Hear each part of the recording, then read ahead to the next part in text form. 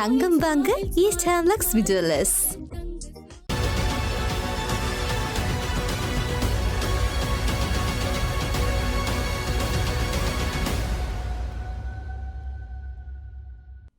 ஜப்பானில் சக்தி வாய்ந்த நிலநடுக்கம் பதிவாகியுள்ளதாக சர்வதேச ஊடகங்கள் செய்தி வெளியிட்டுள்ளன. குறித்த நிலநடுக்கம் ஜப்பானின் மேற்கு கடலோர பகுதிகளில் நேற்று பதிவாகியிருக்கின்றது.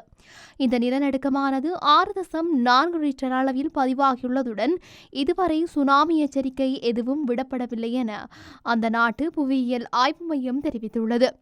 இதேவேளை நிலநடுக்கத்தால் மக்கள் பலர் தங்களது வீடுகளை விட்டு வெளியேறி வீதிகளில் தஞ்சம் அடைந்துள்ளனர். மேலும் கடந்த ஜனவரி மாதம் குறித்த பிராந்தியத்தில் மிகவும் சக்தி வாய்ந்த நிலநடுக்கம் ஏற்பட்டுள்ளமை குறிப்பிடத்தக்கது.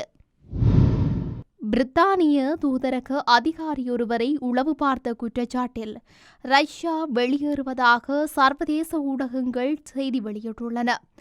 உக்ரைன் மற்றும் ரஷ்யா இடையேயான போர் பதற்றம் 1000 நாட்கள் வரை கடந்து செல்கின்ற நிலையில் உளவு பணியில் ஈடுபட்டதாக கூறி பிரித்தானிய தூதர் எட்வர்ட் பிரைட் ஏபில்ஸ் ரஷ்ய அதிகாரிகள் வெளியேறுமாறு உத்தரவிட்டுள்ளனர். ரஷ்யாவின் உள்நாட்டு பாதுகாப்பு அமைப்பு வில்ஸ் அவரது நுழைவு விண்ணப்பத்தில் தவறான தகவல்களை அளித்து ரஷ்யாவுக்குள் நுழைந்துள்ளதாக குற்றம் சாட்டப்பட்டுள்ளது. அத்துடன் அவர் பிரித்தானிய உளவுத்துறை முகவராக தூதரக அங்கீகாரத்தின் கீழ் செயல்பட்டதாகவும் ரஷ்யாவின் பாதுகாப்பிற்கு அச்சுறுத்தலான செயல்களில் ஈடுபட்டதாகவும் தெரிவிக்கப்பட்டுள்ளது. இதேவேளை ரஷ்ய வெளிவிவகார அமைச்சின் செய்தி தொடர்பாளர் மரியா ஜஹோரோவா வில்க்ஸின் தூதரக அங்கீகாரம் ரத்து செய்யப்பட்டதாக அறிவித்துள்ளார். மேலும் அவருக்கு 2 வருடங்களுக்குள் ரஷ்யாவை விட்டு வெளியேறுமாறு உத்தரவிடப்பட்டுள்ளது. அமெரிக்க ஜனாதிபதியாக தெரிவாகியுள்ள டொனால்ட் ட்ரம்பின் அதிரடி அறிவிப்பு ஆபத்தானது என கனடா தெரிவித்துள்ளது. குயின்ஸ் பார்க்கில் நடைபெற்ற செய்தியாளர் சந்திப்பிலேயே கனேடிய மாகாண முதல்வர் ஃபோர்க் இந்த விடயத்தை குறிப்பிட்டிருக்கின்றார். கனடா, மெக்சிகோ ஆகிய நாடுகளிலிருந்து ஏற்றுமதி செய்யப்படும் பொருட்களுக்கு 25% வரி விதிக்கப்படும் என்ற யோசனையை ட்ரம்ப் முன்மொழிந்துள்ளார். ட்ரம்பின் இந்த யோசனையானது கனடாவின் ஒன்றான்றியோ மாகாணத்தை மிக மோசமாக பாதிக்கும் என முதல்வர் டக்ஃபோர்ட் கூறியிருக்கின்றார். அத்துடன் இந்த வரியினால் ஒன்றான்றியோ மாகாண ஏற்றுமதி துறை பெரும் பின்னடைவை எதிர்நோக்க நேரிடலாம் எனவும் தொழில் வாய்ப்புகளுக்கு பெரும் தாக்கம் ஏற்படும் எனவும் அவர் குறிப்பிட்டுள்ளார். இதேவேளை கடமைகளை பொறுப்பேற்ற முதல் நாளிலேயே வரி விதிப்பு குறித்த நிறைவேற்று அதிகார உத்தரவு பிறப்பிக்கப்படும் என ட்ரம்ப் தனது எக்ஸ் தளத்தில் குறிப்பிட்டுள்ளார். தரையிலும் கடலிலும் அணு ஆயுதங்களுடனும் ரஷ்யா எந்த நேரத்திலும் தாக்குதலுக்கு தயாராக உள்ளது என பல ஆண்டுகள் விளாடிமிர் புடினுடன் பணியாற்றிய மூத்த அதிகாரி ஒருவர் வெளிப்படுத்தியிருக்கின்றார். ரஷ்யாவின் அணு ஆயுத அதிகாரியாக விளாடிமிர் புடின் நிர்வாகத்தில் பல ஆண்டுகள் பணியாற்றியவர். அந்த அதிகாரி பாதுகாப்பு காரணங்களால் ஆண்டன் என மட்டும் தமது பெயரை வெளிப்படுத்தியுள்ள அவர் ரஷ்ய ஜனாதிபதி விளாடிமிர் புடினின் கட்டுப்பாட்டில் ஒரு இரகசிய தளத்தில் மறைத்து வைக்கப்பட்டிருக்கும் ஆயுதங்கள் தேவைப்படும் எந்த பகுதிக்கும் எப்போது வேண்டுமானாலும் அனுப்பி வைக்க தயாராக உள்ளதாக குறிப்பிட்டுள்ளார்.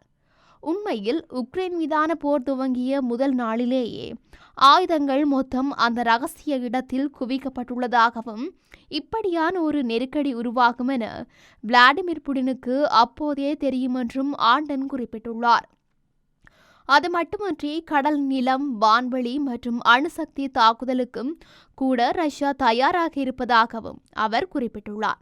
நாட்டுக்கு ஆபத்து என உணர்ந்ததால் புடினால் உடனடியாக அணு ஆயுதங்களை பயன்படுத்த முடியும் என்பதையும் அவர் சுட்டிக்காட்டியிருக்கிறார். ரஷ்யாவில் மிக முக்கியமான அதிகாரிகளில் ஒருவராக பல காலம் செயல்பட்டவர் ஆண்டன். அவரது பணியின் முக்கியத்துவம் கருதி அவரது அடையாளத்தை இரகசியமாக வைத்துள்ளனர். அது மட்டுமன்றி அவரும் அவருடன் பணியாற்றும் ஒரு குழுவும் பணியிடத்திலேயே தங்க வைக்கப்பட்டிருந்ததாகவும் அந்த அளவுக்கு ரகசியம் பாதுகாக்கப்பட்டதாகவும் அவர் குறிப்பிட்டுள்ளார். ரஷ்யாவிடம் சுமார் 4380 அணு ஆயுதங்கள் செயல்பாட்டில் இருப்பதாக அமெரிக்க விஞ்ஞானிகள் குழு நம்புகின்றன.